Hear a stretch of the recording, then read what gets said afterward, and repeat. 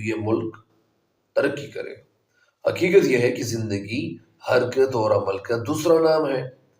جس طرح بہتا ہوا پانی دریا کہلاتا ہے، اور اگر یہی پانی رک جائے تو جوہر بن جاتا ہے، بالکل اسی طرح زندگی اسی وقت زندگی کہلاتی ہے جس میں حرکت ہو، جس میں تغیر ہو، جس میں تبدیلی ہو۔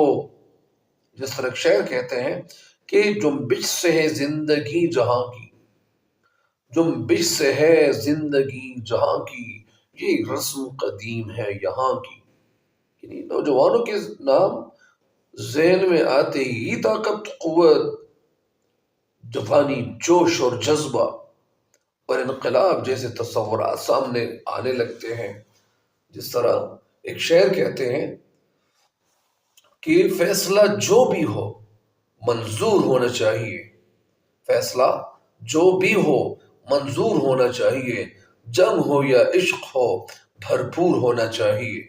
کہنے کا مقصد یہ ہے کہ نوجوانوں کو یعنی کسی حرکت یا تحریک پہ روانہ کرنے کے لیے ان کو انقلاب جیسے تصورات ان کے سامنے آنے لگتے ہیں کہ تبدیلی لانا یعنی یا تغیر لانا یہ جوان ہی کا کام ہے، کیونکہ وہ یعنی جوش اور جذبے سے بھرپور ہوتا ہے۔ اور حقیقت بھی جس طرح علامہ اقبال رحمۃ اللہ بھی کہتے ہیں نا کہ جھپٹنا پلٹنا، پلٹ کر جھپٹنا، لہو گرم رکھنے کا ہے ایک بہار۔ یعنی علامہ اقبال رحمۃ اللہ بھی اسی طرح کہتے ہیں، اور حقیقت بھی یہی ہے کہ دنیا میں کسی بھی قوم نے اگر انقلاب برپا کرنا ہے، تبدیلی لانا ہے یا اپنے حالات میں تبدیلی لے کے آنی ہے تو وہ نوجوانوں کی وجہ سے ہی لے آئی۔